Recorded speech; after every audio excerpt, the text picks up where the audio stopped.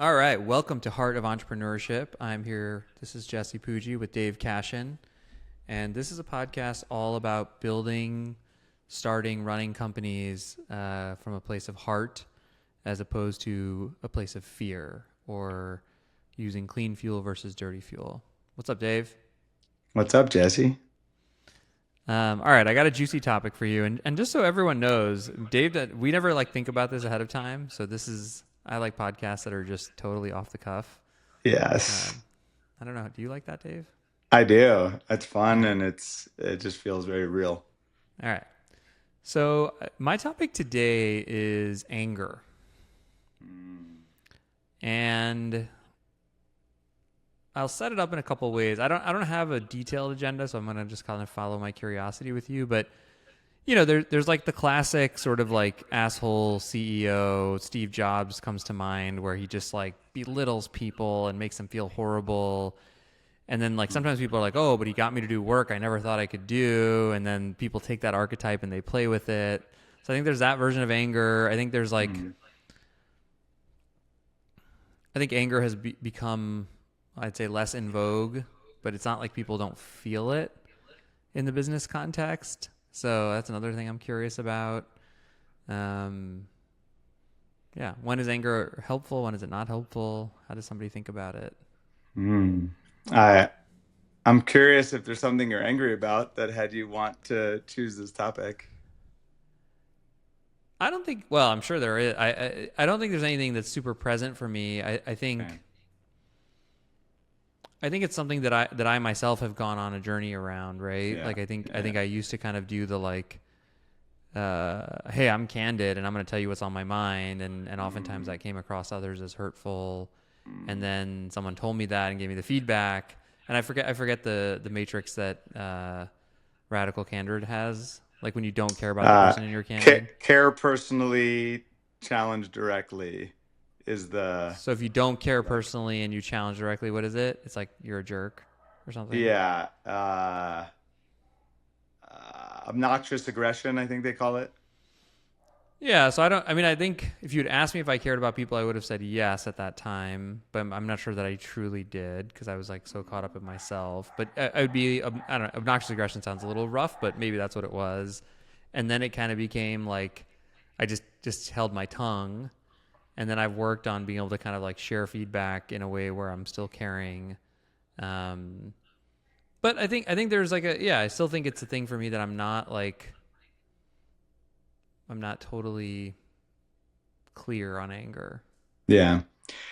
Well, to flush out that radical candor framework for a second, right? The sort of y-axis is, like we said, whether you care personally or especially whether the person feels like you care about them as a person. And the x-axis is essentially whether you challenge them directly or don't.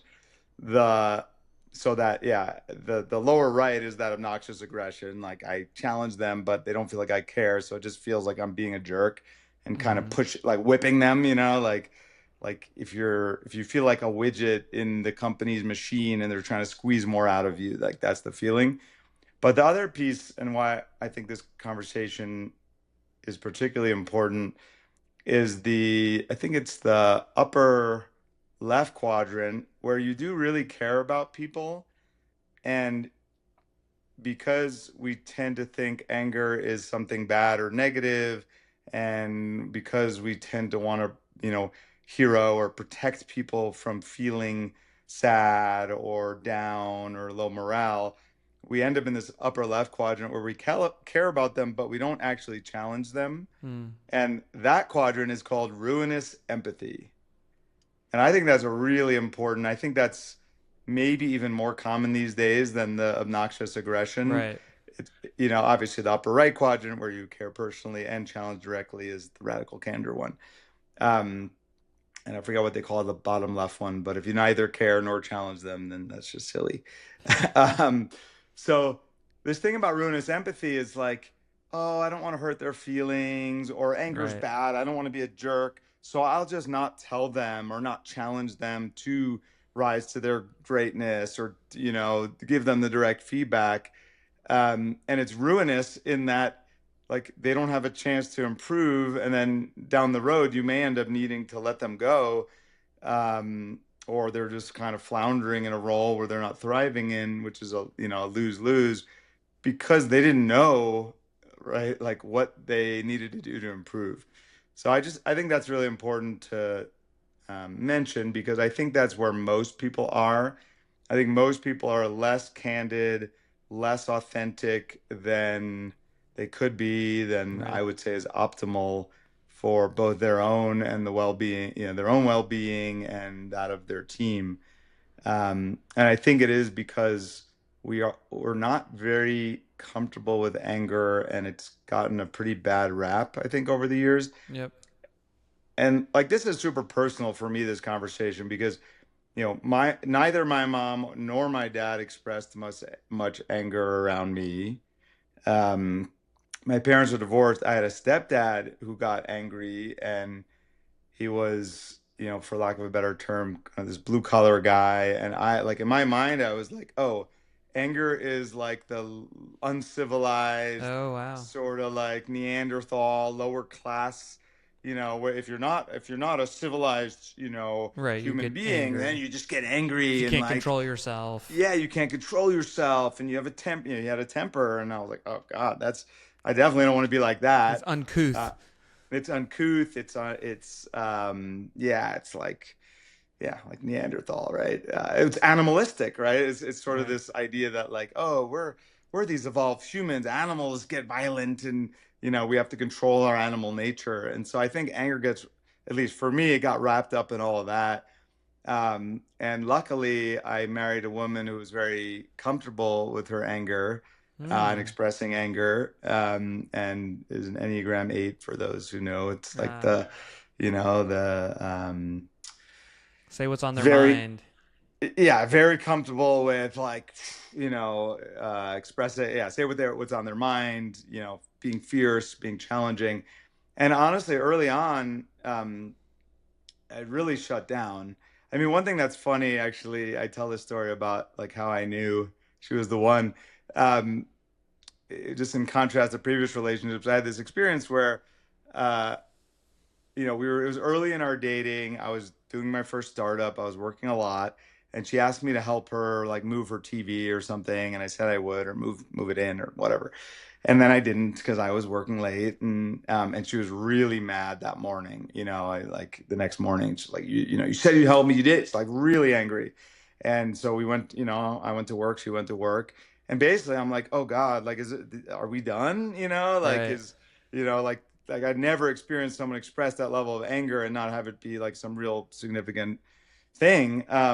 So all day I was just off. I was like nervous. I really, really Yeah. liked her. I was like Yeah. really off. And then she calls me at the end of the day. I'm like, oh God. She's like, hey, how was your day? Yeah. I'm like, I was like, it was good, but like, Don't aren't, you hate me? yeah, like, aren't you mad? She's like, no, I was mad this morning. I told you I'm that. no longer mad. Yeah, I was like, oh, that's a thing. Like, you can just express your anger and be done with it. So, I've never one, she asked you this. really taught. Did your parents get divorced? Like they never had like blowout fights or anything like that. They just Correct. one day they walked in and said, "We are."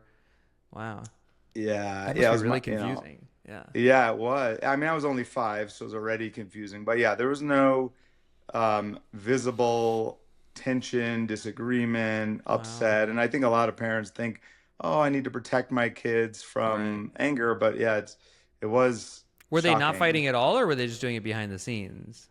I don't think they were fighting much. I think So there just they, wasn't anger. Period. yeah, which I think may have been some of the issue, frankly, right? Right. From my experience now, like the best relationships are forged through the fire of conflict and being able to actually get closer through conflict, navigate disagreement, express anger, and realize you can be with all that, not sweep it all under the rug and pretend everything's okay. Right. So I think that may have been some of the issue, but it was certainly confusing for me. Um, so all that is to say, and then, when my wife Corinne, when she would get mad at me, really mad, like I often felt like the relationship was at risk, and I would get sad and kind of shut down. Basically, I Right. just couldn't be with anger, hers or mine. I was totally disconnected from mine. Right. And so, this, as I said, this topic's very near and dear to my heart.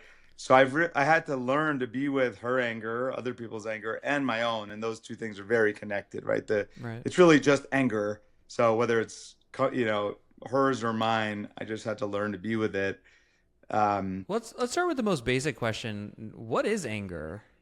yeah. Well, you know it when you feel it. Most people. The way I typically describe it that I think is most useful is that anger is the energy of boundaries. Mm-hmm. So if you take the idea that like emotions are different forms of energy, right? Like emotion, energy, and motion. Mm-hmm. Like if you go back to like how do you know when you're feeling anything? We'll start broadly. There's literally some physical sensations. It's like Right. energy moving through your body in some way. And so you feel some physical sensations. You might have some associated thoughts. For me, when I feel anger, like I actually feel like my jaw a little bit, my neck, my shoulders kind of tensing. I guess in the fight or flight, or freeze kind of frame, it's fight. It's like this, like I want to, I feel threatened, so I want to fight. As a way to defend. Um, but ultimately, I think it's most useful to think of, if each of the emotions are a different kind of energy, they're representing different things. Like sadness is the energy of letting go, joy is the energy of Right. celebration, etc. Anger is the energy of boundaries. So, maybe that's too abstract. What are boundaries? Like, you can think of it at a couple different almost degrees. Like, if you want something and you're not getting it, often you feel frustrated, which is a Mm. light form of anger, right? It could just be as simple as that. Like, oh, I was really, I went out to dinner and I was really excited to order my favorite dish and they ran out of it. Not a huge, I might feel some disappointment, but I Right. might feel a little like, Right. that's Yeah. annoying, or like, some customer service rep puts me on hold for 7 minutes. Like I want this Right. thing to be efficient. I don't like, this isn't what I want to do with my time.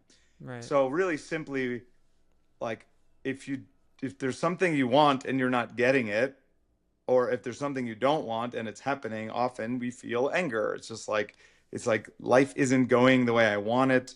um And I how? almost think of like wants versus needs versus like must haves. But the values is another way to think about it. Like if I really value um integrity and people being on time and someone shows up late, like I'll feel anger because my values are being violated, right? It's like there's this way that I am oriented, or there's things that I want, there's things that I value, there's things that are really important to me, there's things that are must have for me. And when those things are violated, the that energy of like boundary violation Right. kicks in, and I feel anger. It's a way to sort of protect those boundaries. What? And maybe, just to differentiate it for myself, like you picture that you're gonna, uh, I don't know, you're gonna have this like huge party or something like that, or you're gonna go on this really beautiful trip, and then it rains the whole trip. And most people wouldn't be mad about that; they'd kind of be sad about that. And so it's almost like I had this expectation, and then it didn't happen. Now I'm disappointed. And disappointment is like sadness. Versus, I don't know. Someone said they were going to come and they don't come Yeah, to the party, let's say. yeah, yeah. Which Is there's some is it? disappointment, but probably there it's like I expect, people to honor their word, or I thought they let's see what would cause the anger there. I think It's that's almost like probably the it's like if something that you, I don't know, I'm thinking like hope versus expected, and then the expectation doesn't take place, or you're. I'm trying to think of like, do people get mad about situation? Like, I guess people get mad about traffic. I've never really seen somebody get too mad about the weather. mm, I don't know, I'm just exploring yeah, it. it's Like, yeah, uh, you might. But I think what you're asking about is like when what's likely to cause sadness versus anger. Um, So I'm with you. Like if I think about sadness or disappointment, it's like there's something I need to let go of, right? It's I had this expectation that it would be this Right. way and it's not this way. So I was like, oh, Right. like Versus something I anger, don't, you were saying earlier, something you don't want. yeah, It's like you're like pushing something off away and being like, I don't want this. yeah, I don't want this, or I want this, and it's like I can't have something's it. in the way of it, like something is blocking it, you know? So it's um I guess it feels more like fight, where sadness is a little bit more like maybe flight or freeze kind of response. But I think this issue of it's violating something Hmm. feels important. Or like sadness is not like the weather's not violating my sovereignty or my, Right. values. It's just kind of like, oh, it's just a bummer. Whereas, Yeah. It's also like this hot energy. I mean, like in my head, I keep yeah, picturing the guy from Inside Out who's got like fire coming out of his head and he's red and he's like, yes, "Rah!" And he's yelling and he's, uh, yeah, it certainly feels like fire, like a passion fire. And what's interesting about that is, um, if you and we talk more about what do you do about anger, but if you like fully welcome the anger, there's often some sense of like determination. Because so it is a fire. There's a fire. It's like I really want this thing, or this is mm, really important to me, and it's not happening. And so if you resist the anger, it can like leak out in like these reactive ways, throw a tantrum or yell at somebody or try to cut somebody down or make them feel bad.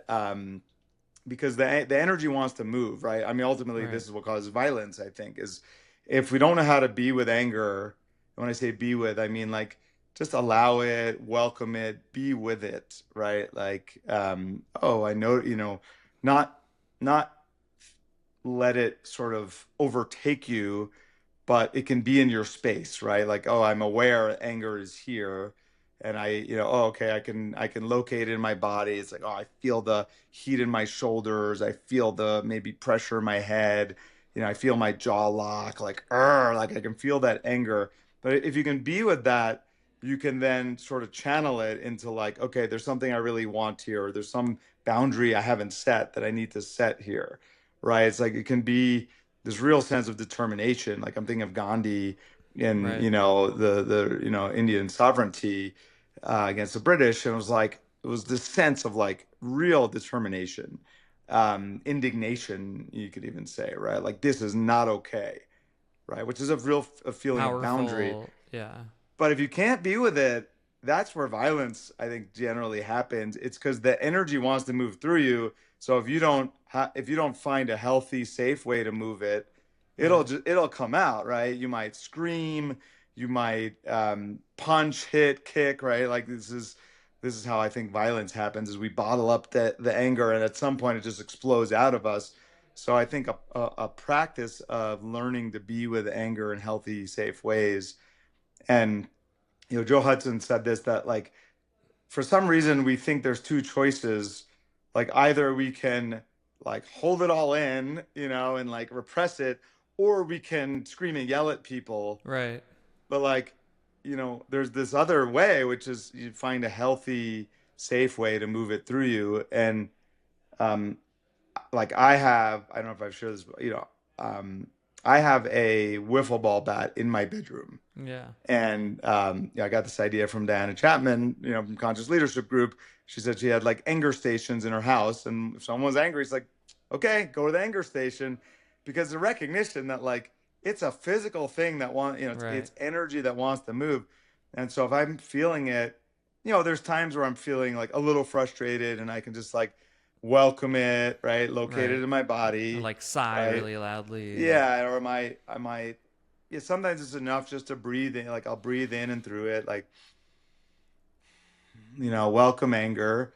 But if it's a little more intense, sometimes it's really useful to go take the wiffle ball bat and yeah. just bash, my pillow on my bed, which is safe, it's healthy, I'm not getting hurt, no one's getting hurt, but I'm able to move that anger. Or if I don't have a wiffle ball bat, I learned this like qigong technique, which is like chopping wood. You just like yeah, ha. And if you combine like the sound and the movement, so it's like, ha, right? You can feel like, ooh, that's like there's something really moving. moving. Yeah, I go in So, my car and hit my steering wheel because cars are like such a private space in some sense. It's yes. like a really enclosed room, and like you can yell really loud and no one can really hear you. Yeah, I And think that's that's a been good, again, healthy, safe. You're not scaring any what I've also children. You're another one not, I've done is like I let Ricky in particular, who gets really angry, my son. I just like let him punch my hands, and it almost always brings him like he can not as so much to the point where he like wants to do that because he knows that when he's feeling it, it'll bring him down. Why that's is it? really It cool. seems like anger. I don't know if this is true, but it seems like anger is a very often, more often than almost any other feeling, directed at other people. Like anger and Mm, blame seem to live together. Like when you talk mm. about punching someone else, it's typically or yelling at someone else or chewing someone out. Like it's like, oh, I'm angry, and like you're the cause of my anger, so I'm gonna take it out Yeah. on you. So, um, yeah, well, first, I think that's a really important distinction. Anger, like feeling anger, being with anger versus anger at, Yeah, right? And I think people, even when they sometimes hear, "Oh, anger can be healthy. It's important to feel your anger." I'm not advocating for like go get angry at people yeah, yeah, yeah. because that tends to come from blame. It's below the line. You're likely not taking responsibility. It's generally, unless the person gives you permission, like, okay, like I know you need to get it out, just get it out, but that's like Right. in a particular context. So I think that's an important distinction. Like I think it's really valuable to express anger in a healthy, safe way. But like I wouldn't even, even if you're like in your bedroom, if you're saying like, screw you, wife, like, and she can hear you, like that's, I would be careful with that, right? So I like going in her car, etc. To your question, why does that happen? But it's like someone yelling at the airline agent. Like I'm just imagining all the scenarios where you see anger or even oftentimes Totally. experience anger, and it always almost feels like it's directed at another person. I think because it's fight, right? Yeah. Like if you think about the difference between the flight response and the freeze response and the fight response, like generally the fight is with someone, or in the case of traffic, like a car, right, like that we perceive as attacking us. So I think that's kind of the mechanism of it. It's like we perceive threat, right, which is synonymous with go below the line. Right. um and then anger is the fight response. That's like, ugh, you made me angry, you cut me off in traffic, right? Road Right. rage. Right. Which Right. again, I Right. think a lot of it is because we just have so much repressed anger, that Mm. it just, though, I know for me for a long time, and maybe still, I would like, I was such a jerk with customer service reps, right? Anonymous, never see them again, Right. like Yeah, they're not that's where I human. would let my anger come out. Like, are you kidding Mm. me? That's a stupid policy, such like It's unhealthy, funny. I could never picture unproductive. you doing that. That's I kind of know, a funny but thing. that's my secret anger expression is customer service reps. These poor Um, customer as service reps are America's therapists. Thank you for allowing us to vent our anger. Um, like yeah, travel planning. Even last night, we're doing some travel planning, and my wife's like, "Wait, can we do this in a way where we're not getting frustrated?" Like it's one of my places where I let it out. So I think it's something about that fight, reaction that it feels like something is attacking us and we want to attack back as our defense reaction. Hmm. I think that's why it tends to be at other people. It's also probably the scariest. So it might be most in our awareness too of like when you see someone angry at someone, or experience someone angry at you, it can be pretty scary, right? Because again, it can feel like an attack, and sometimes it is an attack, right? And in the form of violence. So, I guess an inherent question is like, so is anger good? Is it bad? Is it like, when is it good? When is it bad? Um, I think anger itself is um, a feeling, and all feelings are valuable and, I'd say good, not bad, and that they're something that occurs in nature, right? In our human nature, anger occurs. It's an experience we Most have. people think anger is bad, though.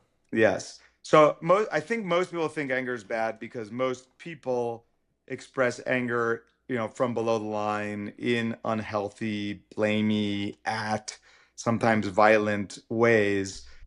And I think most people have either been subject to anger as children themselves, or they watch their parents fight it. Or it's funny in Yeah. your case, it's the opposite. You didn't see it, so Right. then you thought it was this Neanderthal. Bad. So I think very few people have ever seen it.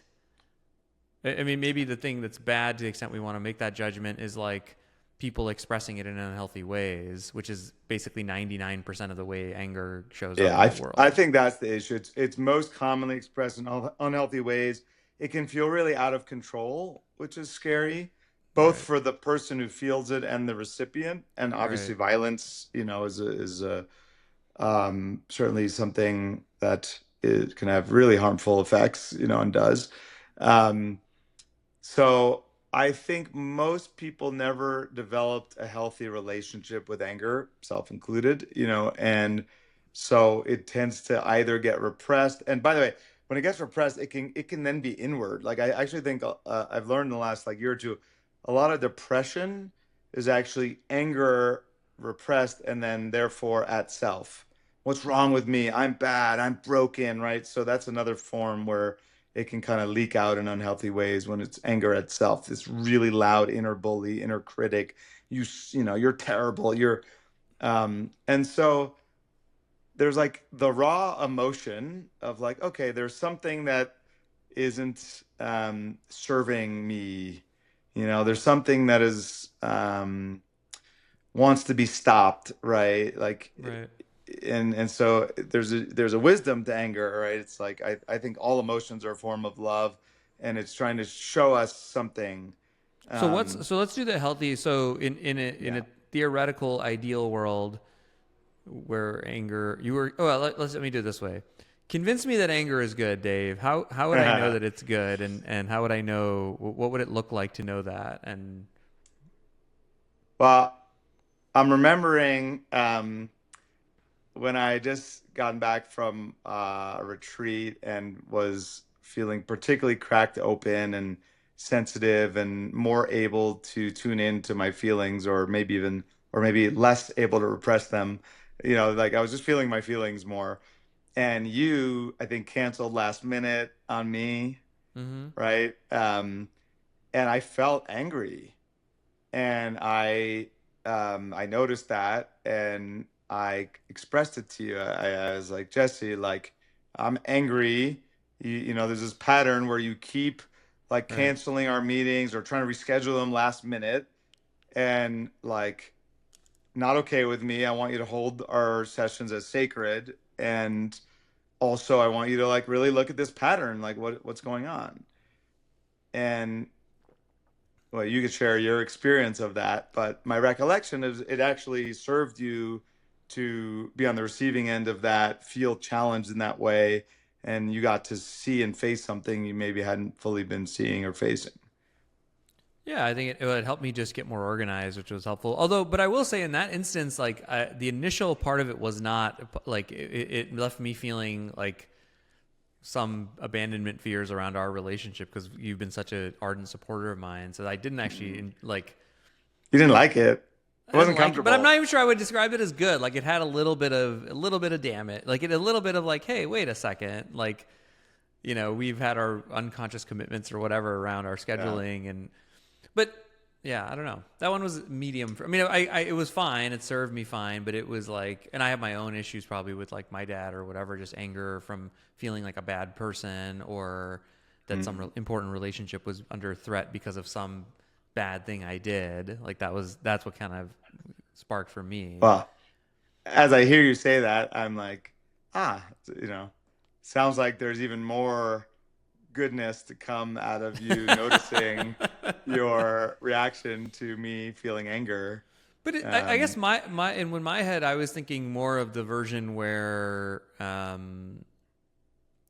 yeah, I'll use examples. Maybe like someone I work with, I keep noticing that I'm getting frustrated when I work around them. Yeah. And rather than taking it out on them, although sometimes it happens not on purpose, I'm like, oh man, and like I feel the energy, and then I'm like, you know what? This person doesn't belong here anymore. Like, Mm. and I can let them go in a way that doesn't feel bad for them. It doesn't feel bad for me, but it's like a healthy, like, and I don't know if I'm doing this right or wrong or whatever, but it's like the anger feeling it and acknowledging it, but then not necessarily directing it at the other person. Yeah. And But instead directing the boundary at the other person, which is to say, like, hey, I'm realizing like I keep feeling frustrated. I probably like this probably is not a fit. yeah, I just don't like my own frustration is a signal to me that like that there's something isn't something that's working, something something isn't isn't working. flowing, something isn't serving. Yeah. Something wants to be stopped. And I find it useful to direct that question both outward and inward. And usually I can Mm, find value in both. So if, okay, anger's here.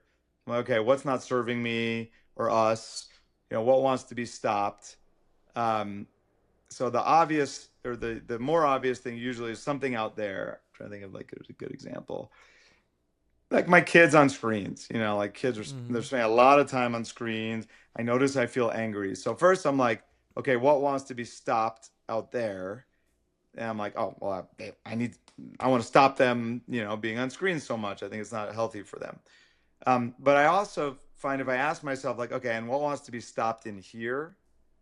Like, it's a version of taking 100% responsibility. I'll always find something like, okay, there's mm, some pattern that I'm doing. So in this case, I think what I got was like, oh yeah, like my desire to connect with them, or really my fear of disconnection from them, is in the way of me actually setting boundaries. So like the mm. way I view it is like, okay, love is trying to alert me to like, hey, there's some pattern that is not Right, actually serving you that wants to be stopped. right. And so that was really useful. In that case, the action was the same, hey, and I think we've talked about this, but I really like this distinction of um, like boundaries don't require the other person to do anything, Yep. right? Boundaries are something that you do. So like I used to say to my kids, okay, like you have to be off your screens by 9, or even we have an agreement. Okay, we agree you're going to be off by 9. But Right. like those are really just like requests or even agreements. It's Right. different than, hey, at 9 o'clock, I'm going to come upstairs and take your screens away. Right. That's a boundary. Right. It's like hitting a wall. It's like, or hey, if you keep exhibiting this behavior, I'm going to let you go, from our company. That's a boundary. Right. Um, I'm gonna stop I paying you. Like, sure, yeah, which is yeah. really what firing someone is effectively, right? Right. Like Or I'm gonna even change your in access and I'm gonna stop paying you a paycheck. yeah, and like even in relationship, right? Like if it gets to that point, like, hey, if this behavior continues, I'm gonna leave you, or Yeah, in I'm a gonna sleep in a romantic different relationship, I'm room, or gonna I'm gonna sleep in a different house, or yeah. I'm gonna meet another Or person or over even a myself. micro version of it could be, hey, like I don't like the way you're speaking to me. I'm gonna leave the room for 10 minutes and I'm gonna come back. And if you're ready to speak to me differently, then we can continue this conversation. Right. And I really like this notion that like boundaries actually enable you to keep your heart open. Hmm. Another way that like anger is coming from love. It's like, okay, I'm having difficulty staying, like keeping my heart open in this condition. So I'm going to set a boundary so that I don't be with you with my heart closed, because I don't want to have to protect myself. So I set the boundary so that I can keep my heart open. Like Right. I'm not blaming you for, yelling at me or being below the line, but I don't want to be with it. So Right. I'm going to remove myself to take care of myself so I can keep my heart open, versus usually it's like, and then we start blaming each other, and when we don't set good boundaries. Right. So the name of this podcast is Heart of Entrepreneurship, and we're Yes. standing for building companies with heart and with love. Yes. What's the like? Maybe we can spend the rest of the time like what's for a founder who was committed to that and wants to do that, or just even curious about what it looks like. How would you envision them? How would they like? How would anger? How would you envision them relating to anger Yeah. and using Yeah. anger and So first and foremost, if you don't if you know that you're someone who like represses anger, you're like, well, I don't even get angry, right? There, you could be that one, like, no, I'm cool as cucumber, I'm kind. Um, I want you to know what you're missing is attunement to your wants and needs. So Mm-hmm. probably you're going to end up overly accommodating your team, other people, and you're going to create this lose-win where you lose and they win. And at some point you're going to get angry, like it'll build and build, and then you'll have like resentment and right, like often we'll hero other people in the sense of like put their wants and needs ahead of ours or try to protect them from feeling something, protect ourselves from feeling something. So when we're not in touch with our anger, we're not clear about what we really want and need. So step one in this guide, if we were to write a Yes. tweet or something, step one is feel anger, and if you think you don't feel anger, get really curious on if that's true or not. Because every human Yeah, being, not every human being doesn't feel the same amount of anger necessarily. I don't think, based on both nature and nurture, sure. but everybody at some point gets a little heated, gets a little tense, gets a little. Everyone feels Yeah. that, and so if you're not feeling that, the first step is probably get real curious as to whether. And you might even want to like fake it till it becomes real. Like I went to the Hoffman process, and without revealing much, there are parts where you are bashing things to, express your anger. And I remember being like, I'm just like, I've done this work already around my parents or whatever. Like I'm not really angry about it anymore. And I'm like, but okay. And then about like a couple minutes in, it went from like I'm faking it to I'm accessing it. So like if it's really repressed, sometimes just going through the motions of screaming and bashing and actually enable you to access that repressed energy. And I would So say even that like the more ridiculous that sounds to you, the more you probably need to do. right. If you're like, oh If yeah, you're like, what are you I'm talking not gonna about? do That's that. Like absurd. I'm yeah, not that's angry. yeah. I often feel like the more embarrassing or weird an activity, probably the more useful it is because it's unfamiliar. That's why it's uncomfortable. And if it's unfamiliar, it means you're not doing it much. Um, like I ask my clients constantly, like, what do you really want here? Because, and we talked about this a little bit in the last episode around aliveness, because I think your authentic wants are a really important and powerful guide to the culture you want to build, the direction of the company, the Right. vision. This is why it's so important for founders to be able to access their authentic wants, because you're kind of the spiritual leader of this company. Right. So you need to know what you really want And they're going to do and whatever you want, actually, whether you like it or not, or whether you believe it or not, or any of that stuff. yeah. And so if you're not in tune with your anger, you're not going to be as in tune with what you really want. Again, yeah, I learned this from Joe Hudson that like anger unresisted becomes determination. It's like, and clarity, right? So when you're like, I'm not clear, I don't know what I really want, there's likely some anger that you're not fully feeling. So I really like that as like, okay, if you're not clear, go get angry, go express anger. So Yep. that's one reason it's really That's a like good one. clarity is so important, right? I often say like the team that sees reality clearest wins. Part of Yep. seeing reality clearly is seeing like, what's my truth? What do I really want? Right. It's like, I'll just give an example. I like I have a that. client where like he really wants a hard, how do I say this? A high commitment culture where people expect to work on weekends and like give it their all and like, that's in my view not good or bad. I obviously it's important to me to honor rest and renewal, Right. so you can take that to the extreme. But my point is like there are some founders who are like, I don't know. Do I want that? Do I not want? Should I? They're looking more for like, what's the right answer? Right. What's the way I'm supposed to run my company? And if because they don't feel their anger, they just don't have their own compass around like what do I want? There's not a right way Mm, to do it, but what do you really want? And so then the culture actually there's like this like lack of clarity tax. It's like you don't feel your anger, right. you don't create clarity. It's like it's just kind of in limbo. A lot of things are in limbo, both decisions, culture. So I think that's just important to name. So if you don't I feel love that. anger, you'll probably notice you're not really clear about what you want because you don't feel it when your wants are being violated. And so start to just tune in, even in subtle So good. ways. Something resonating here? I'm just thinking about some of the people I work with and like the Uh, ones, the indecisiveness, and like it's like, oh, it's just like, oh, if you don't feel your anger, you just don't know what you want. yes. Because you don't feel when your wants are being or not being Yeah, met, yeah, yeah, right? yeah. Which is It's the just way a you, really one of powerful. the ways you know what you want.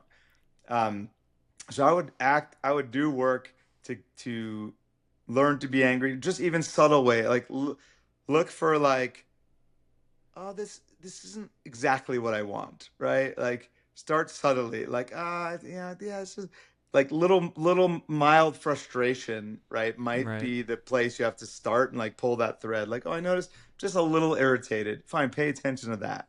right. Right, start where you are and then like follow that down. Um, And so, and it can all right, help. so Like, go ahead. well, I was gonna say step two. I like that is like maybe find little ways you're angry, but like once you've explored, let's assume step one is probably the biggest step for most people. Well, I don't know, maybe there's also people who feel angry all the Right. time, We'll and that talk about that in a second as well. yeah. But I was gonna say, well, moving into step two, let's assume either you have to find your anger or you already feel it all the time. But then step two is to allow yourself to fully feel the anger, right? Yes, it is a physical sensation. So locate the physical sensations in your body, breathe in and through them, welcome them, and express them. And Right. express means with sound and or movement, ideally both, in a healthy, safe way. Like go in your car and scream. You know, I had a client yesterday who was like really upset and was he in his car? I think he was in his car, and I was like, "Great! Like, could you?" I was like, "What does your anger want to say?" And he said, "I was like, great. Could you just let it say it?" Yeah. And like it was like 2 minutes. He's like, "Oh my god, I feel so much like clearer." Yeah. You know, so it's really powerful. It's amazing how little we allow ourselves to do that. And a lot of people are Um, scared of it. I mean, like Ricky gets scared of his own anger, and yeah, it's been hard for me to get him like, hey, you can scream in a pillow, or you can. So there's something about when he then in some ways it's safer around me because he's like he's yeah, punching me, and we know it's not actually directed at me. right. But in my case, I like I Uh, definitely I feel it rising, and I can feel like it's a different tightness in my chest, or it's like and then my yeah, shoulders get tense, and I think that's the other thing is like it shows up and you're like, "Rrr," and you almost the growl feels natural. And then I'm in my car usually, and I'll just like hit my steering wheel and scream, and yeah. I it like the really comes growl out. too. You know, um, I think what's important what you just said. A lot of people are scared of their feelings, particularly the ones they view are negative, like sadness, anger, and fear. And mostly they're scared of being consumed by them. Mm-hmm. There's this real paradox that we've probably talked about before, like what you resist persists. Mm-hmm. And like the resistance to the feeling actually makes it bigger and more persistent. So what happens is, oh, just because we're talking about anger, we're scared we'll be like consumed by the anger, right? Like the rage, and we'll be out of control. And so a lot of people will try to keep it at bay. So it feels really intense because we're resisting it. Right. Um, and from my experience, they're all like these sine curves. Like everything in life seems to be that way. It's like, Mm. you know, if you let yourself feel the anger all the way, it moves, it passes, you know, moves through you.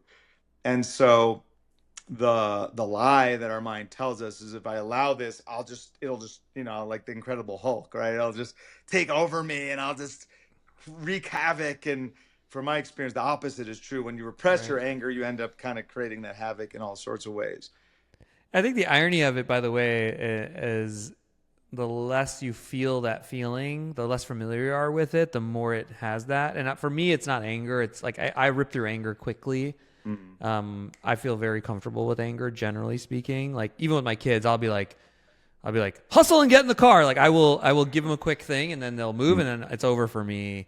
And I Mm. don't even know if it's anger, but it's some sort. But for sadness, as you know, like Mm. woo, sadness feels like if I let myself be sad, I will be Eeyore. Like I will be just depressed walking around for the rest of my life. So I was just observing that, like, Swallowed up by it. just Yeah. like yeah, just like and like. But anyway, I was just noticing it's funny because like as you're talking, it's not anger, is not sadness for me. It feels exactly like that, and then I'm scared of it because I'm like, wait, I I don't want to be If I consumed if I by allow it. this in, I'll just drown Partly in because my I've never, sadness. it's like a double. Partly I've never felt, I'm not familiar with it, so then it feels more unknown. But partly is I think there is a lot more sadness that I've never felt, and so it does Right. feel bigger. It is bigger almost definitionally. Like I don't feel that much anger in me that's like, oh, I don't know that that's there. Like, whereas sadness, I'm like, man, I don't know. Like every girl who dumped me or something. I don't know. There's like all these things that I'm like, don't think I've felt Right. A actually. lifetime of repressed sadness.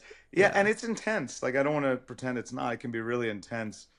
And expanding your capacity to be with those intense feelings is a hugely valuable, um, Growth. growth vector for a leader. Like I came up with this framework recently that I called the law of expanding possibilities, which is basically that like your capacity to be with intense feelings, like y-axis, and the x-axis is the scope of what's possible. The more your capacity to be with intense feelings, the more is possible for you, right? Because we limit Yeah. ourselves by which intense feelings. So anger, so the more you can be with anger, the more you can be passionate, the more you can be determined, the more you can be clear, the more likely you are to take a stand and create what you really want and get all of your wants and needs met. Makes sense. Now, we said we talk about the other side of it. So if you're someone who's prone to anger, has a temper, you're not repressing well, you might be repressing your anger in a different way, but you probably go right to blame and tend to express your anger at people. And so even more important to go find the safe, healthy ways to express to move your anger. Because if your pattern is I move it by, you know, expressing it at people, well, that has a lot of, downstream damage consequences. So I would recommend you like make a practice of expressing that anger in healthy, safe ways. And then I think what you'll find is you won't be constantly at this like saturation point where you're about to explode at people. You'll be able to just be with the anger because one, you've moved a lot of the repressed, store of it so that it won't be as intense in the moment. And two, you just build the capacity to just be with it. And then you can reveal it. This is a good distinction. You can reveal it instead of kind of communicating it at somebody. So the difference Right. between like, hey, you did that thing, and I'm mad, it's like I like this specific phraseology of I notice I feel angry when you uh micromanage me, tell me what to do, don't Right. listen to me, in part because I'm telling myself and the person that I'm kind of in the driver's seat. Like I'm not out of control, in reactive anger. I'm I'm the awareness noticing, right? I notice Right. anger is here. You're not making me Um, angry. I'm and so it so doesn't let's mean go ahead. I want to keep moving just because we got to Yeah. wrap here. But it sounds like if you don't feel angry, you have to find the anger. If you're prone to anger, it's like naming it or being more mindful of it. Yes. Step two, we kind of talked about, which is like feeling all of it and actually allowing because I think that's another place where this short circuits is someone doesn't want to feel it, so they don't have a healthy way of feeling it, Yes. or their way of feeling it is to go to ream people, whether that's people on the road on their drive home or whether that's their own team. Yes. And then what? So let's say I'm doing the And then happy path, like, communicate your wants. yeah, So I think that's or set the big, boundaries, right? Or those kind of go or set together. boundaries. Yeah, there's sort of different degrees, as I said. Like I want this, or I must have this, or if this doesn't happen. So yeah, assert your boundaries, communicate your wants. It's an amazingly underutilized tool for leaders.